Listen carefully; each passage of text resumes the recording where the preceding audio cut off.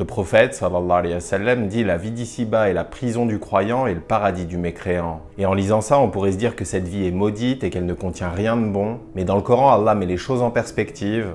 Il dit recherche la demeure dernière à travers ce qu'Allah t'a donné et n'oublie pas ta part de cette vie. L'au-delà doit donc être notre priorité absolue, mais on peut aussi aspirer à vivre une belle vie ici-bas. Et dans cette vie, Allah nous donne même un aperçu du paradis. Dans l'au-delà, il nous promet des fruits, des rivières et des épouses.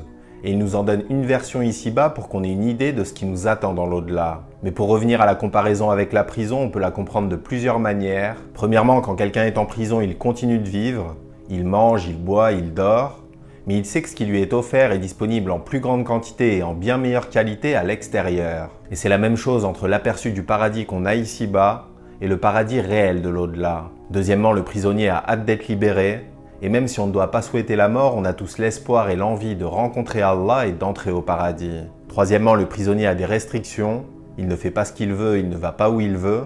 Et son temps de balade, son réveil et son coucher sont à des horaires fixes. Et le croyant a aussi des restrictions dans cette vie. Il ne peut pas manger, boire ou faire tout ce qu'il veut. Et il doit accomplir ses obligations religieuses à des heures bien précises. Et pour finir, l'entourage du prisonnier n'est pas le meilleur qui soit, parce que même s'il peut y avoir des gens bien en prison, il sera majoritairement entouré de criminels. Et de la même manière, le croyant ne sera entouré que de bonnes personnes que lorsqu'il rentrera au paradis. Et à l'inverse, le prophète sallallahu alayhi wa sallam dit que cette vie est le paradis du mécréant, parce que le mécréant ne se fixe aucune restriction dans cette vie. Il mange ce qu'il veut, il va où il veut, il fait ce qu'il veut. Il vit donc sans aucune obligation ni aucune restriction comme s'il était déjà au paradis. Et non seulement il ne cherche pas à se libérer et à aller vers quelque chose de meilleur, mais il aimerait être immortel et vivre éternellement dans cette vie, comme s'il était déjà au paradis. Allah dit dans le Coran, tu les trouveras les plus attachés à la vie d'ici-bas, tels d'entre eux voudraient vivre 1000 ans. Qu'Allah nous guide.